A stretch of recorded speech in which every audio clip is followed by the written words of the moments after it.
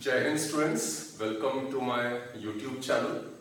Students, a person's greatest asset is not a head full of knowledge, but instead a person's greatest asset is a heart full of love, an ear ready to listen, and a hand always willing to help others.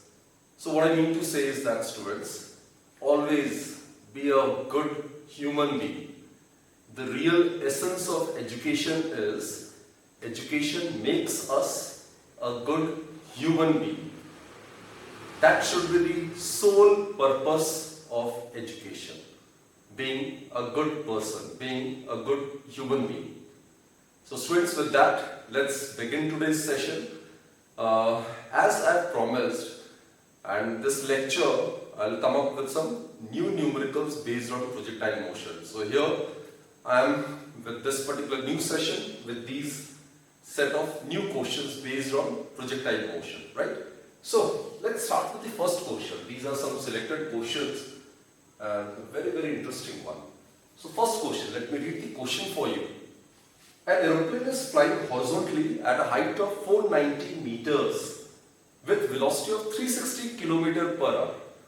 A bag containing a ration is to be dropped to jawans on the ground. How far from them should the bag be released so that it falls directly over them? Suppose this is the destination, this is the location where the jawans are there and the ration is to be dropped at this particular location, right? And this is the plane which is flying at an altitude of 490 meters, right? And its velocity is, it is flying horizontally, it is 360 km per hour. Don't forget to convert it in SI. 1 km per hour is 5 by 18 meter per second. So it will be 360 multiplied by 5 by 18. It would be in meter per second. So it will be equal to 2500 meter per second, right? So here a ration bag is dropped. So ration bag is dropped from the moving aeroplane. So the body which is dropped from the moving plane will possess the same initial velocity as that of the aeroplane itself. So the ration which is dropped from the aeroplane will possess same horizontal velocity as that of the plane itself, that is 100 meter per second. Now we are aware, students, whenever a body is projected horizontally from a height, it always tends to follow a parabolic path like this, right? So this is where the target is, that is the ration bag needs to reach at this particular location. Here I must mention one thing. If when the plane is at overhead position above the target, and there if the ration bag is dropped, then it would never reach over here. It will follow a path like this and it will miss the target, isn't it? So in this case, for the ration bag to reach the jawans, the bag is to be dropped before the plane is overhead position above the target, right? So it should drop the bag before the target, isn't it? Okay. So this is the situation. This is case 1. So what we are supposed to do is, this distance is to be found. This distance is to be found. How far from them should the bag be released so that it falls directly over them, right? So this is the distance before which the bags needs to be dropped so as to reach the jawans. Okay, what to do is, this is y, this is x. We can directly make use of the formula, or we can consider motion along horizontal, motion along vertical. If we consider motion along vertical, in that case, what we'll obtain is, let's make use of second equation of motion, s equals to ut plus half at square, right? So sy, total distance covered in the vertical direction, that's 490. Uy, initial vertical component of velocity, the entire velocity is along the horizontal direction. So initial vertical component of velocity is 0. half. Vertical motion, it is under the influence of gravity, so coming downwards, so it will be 9.8 into t square, right?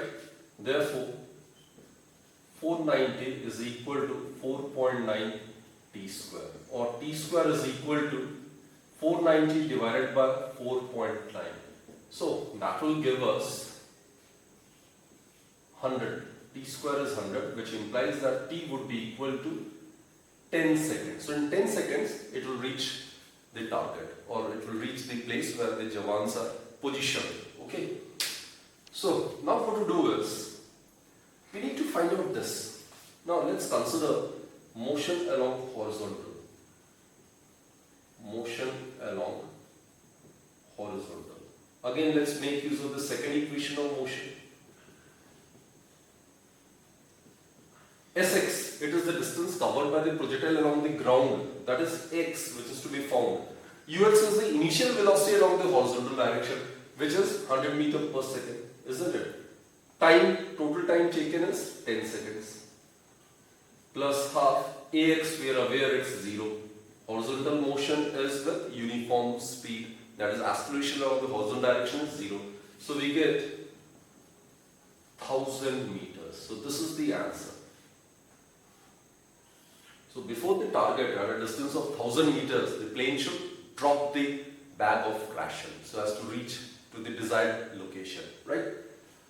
Students, so in this particular question, either make use of these three equations once you consider motion along vertical, then motion along horizontal, or you can directly make use of the equation of trajectory in case 1. So you could have directly used this formula as well. Y equals to half g x square divided by u square. Look, y is given to be 490, g is 9.8, u is 100. So substituting all these values, you could easily get the value of x directly by using this formula, right? Either remember this formula so as to apply this formula directly, or just by constructing the equation, this question can be easily solved, right? So students, we are done with question number 1. So let's concentrate on question number 2 then.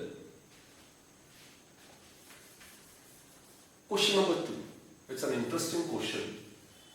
Two bodies are there. Body A and body B. Both are separated by a finite distance. It's evident from the diagram. So a body A is projected from point A with velocity u1, which is making an angle 60 degrees with the horizontal. It's not written in the question, it is clear in the diagram, right? There's another body B, which from point B is projected in the vertically upward direction with velocity u2. What must be the value of u1 by u2 for these two bodies to collide? Now look, this is body A, this is the ground, horizontal. Body A, it is projected at an angle of 60 degrees with the horizontal, right? With the horizontal.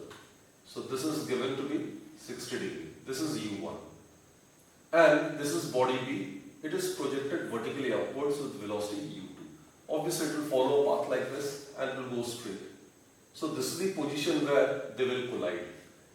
This point is the point of collision of these two bodies. So they are thrown or they are projected at the same instant. So the situation will be like this. At point C they will collide. So the body A, in moving from A to C, will take time t, and in the same time t, body B will move from B to C. Right? So this is suppose at t equals to t. So what is common in both the cases? Both the bodies in the same time small t are covering the same vertical distance. This vertical distance is common in both the cases. Let it consider to be y. Now for body A. For body A, let's consider second equation of motion along vertical. S equals to ut plus half at square along vertical. Right? What is Sy? In time t, the vertical distance covered by the first body A, that is y. What is uy? This is u1.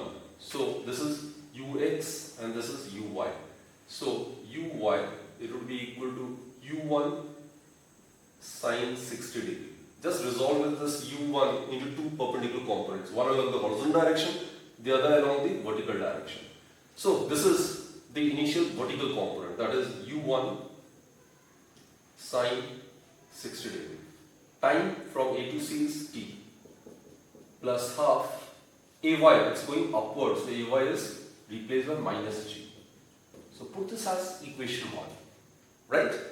Okay, now let's consider the equation for body B, right? Again, let's consider the second equation of motion, S equals to ut plus half at square. Obviously along the vertical direction, the second body is thrown in the vertically upward direction. So again sy, in time t, the body B has again covered same distance y. What is uy? The entire velocity is directed vertically upward. So it is u2. Same time is being taken. Ay is minus g. Okay, so vertical displacement covered in both the cases is same. So from 1 and 2, we can equate these two. Left hand side, both are same, therefore we can equate the right hand side. Therefore what we get is u1 sine 60, it's root 3 by 2 into t minus half gt square is equal to u2t minus half gt square. Minus half gt square get cancelled, tt get cancelled, so u1 by u2 it's equal to 2 by root 3. So students, this is the answer. The ratio of the initial velocity of body A to body B is 2 is to root 3. Again, while solving this question, no formula is used. Just make use of the concepts, make use of the equations, right? So we are done with question number 2 as well. This was a good question. Okay, let's proceed to the third question. Very, very interesting one. Let's concentrate on the third question. Let me read the question for you. A player kicks a football at an angle of 30 degrees with the horizontal with initial velocity of 20 meters per second. A second player standing at a distance of 20 meters from the first and in the direction of the kick starts running to meet the ball. At the instant the ball is kicked. How far and how fast? There are two parts in this question. How far and how fast must he run in order to catch the ball before it hits the ground? Small g is to be taken as 10 meters per second square as per the question. So this is suppose player 1, P1. This is suppose player P2, right? A player kicks a football at an angle of 30 degrees with the horizontal. This is velocity u, and this angle of projection is given to be 30 degrees with initial velocity of 20 meters per second. That's given. Second player standing at a distance of 20 meters from the first and in the direction of the kick. Suppose a football is placed over here and a player kicks this football along this direction. So the second player is standing along the direction of the kick at a distance of 20 meters from the first player. This is going to be 20 meters. So the football will follow a path like this, isn't it? And then what the question says is, the second player starts running to meet the ball at the instant the ball is kicked. So suppose this is t equals to 0, this is also t equals to 0. So at the instant this ball is kicked, then he starts running along the direction of the kick. So it will be like this. So before the ball strikes the ground, this player is able to catch the football, right? So this is the point suppose, where the two players meet. T equals to capital T. It will be total time of flight during which the football remains in air or space, isn't it? So students, while solving numericals, you need to represent the given data diagrammatically. Believe me, 50% of the question will itself be solved, right? So please, while doing such questions, draw the appropriate diagram. Make it a habit to draw diagrams, right?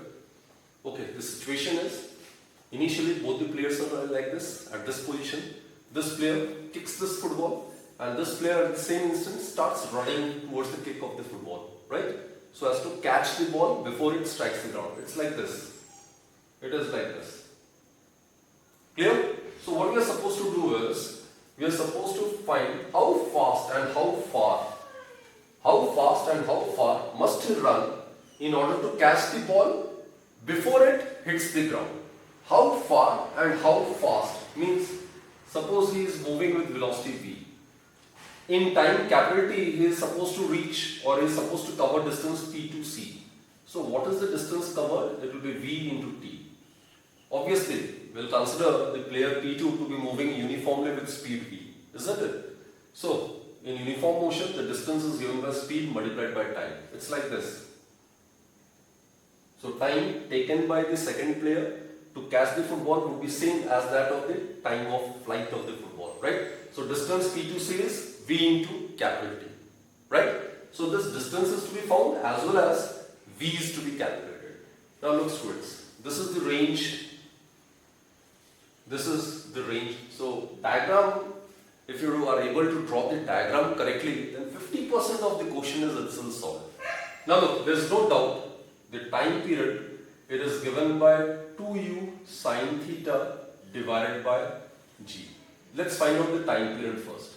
2 multiplied by 20, sine 30, it is half, and small g is to be considered as 10. So it will be equal to 2 seconds.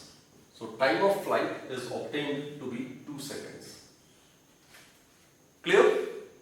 Now what we need to do is, let's substitute this value. R, it is equal to 20 plus Vt. Clear? So range, we are already aware of the formula. The formula is u square sine 2 theta divided by g. It's equal to 20 plus v, and time of flight, we obtain it to be 2. Let's keep on substituting the value. U is 20. So we get 20 into 20, 20 square. Theta is 30 degrees, sine 60. It will be root 3 by 2. G is 10. It is 20 plus 2v. So 20, 20 get cancelled. So 2v is equal to 20 root 3 minus 20. Or v is equal to 10 root 3 divide 4 by 2. So what we get is 10 root 3 minus 10. So what we get is 10 into 1.732 minus 10. That will give us 17.32 minus 10, which is equal to 7.32 meter per second. This is the speed with which the second player must run along the direction of the kick so as to catch the football before it strikes the ground. So this is the first part, how fast he needs to move. So how fast he needs to move? He needs to move with the speed of 7.32 meter per second, right? Now what is the distance covered? P2C is to be found. How far he needs to travel? So P2C, it is Vt. V we have calculated, it's 7.32, and time of flight, it's 2 seconds. So that will give us 14.64 meters. So this is the distance which the second player needs to cover so as to able to catch the football before it strikes the ground. So students, this was a very, very interesting and very, very good and important question, right? I hope you have enjoyed doing this question, right? Okay, let's move forward to the last question, which is again a very interesting one. Question is, a ball is thrown up from the top of a tower with an initial velocity of 10 meters per second at an angle of 30 degrees with the horizontal. Right? This is the given information. And if it hits the ground at a distance of 17.3 meters from the base of the tower, we are supposed to calculate the height of the tower. So let me draw the diagram first. This is suppose the tower whose height is to be determined, right? This is a tower. Its height is to be determined. And this is horizontal, parallel to the ground. And a ball is thrown up from the top of a tower with an initial velocity of 10 meters per second. Well, this is 10 meter per second and it is projected at an angle of 30 degree. So it will follow a path like this. We have done it theoretically, right? So if it hits the ground at a distance of 17.3 meter from the foot of the tower, this distance is given to be 17.3 meter. We are supposed to find out the height of the tower, right? So what you do is, you can be resolved into two components. Along the horizontal direction, the velocity would be 10 cos 30, while along the vertical, the initial component would be 10 sin 30. Right?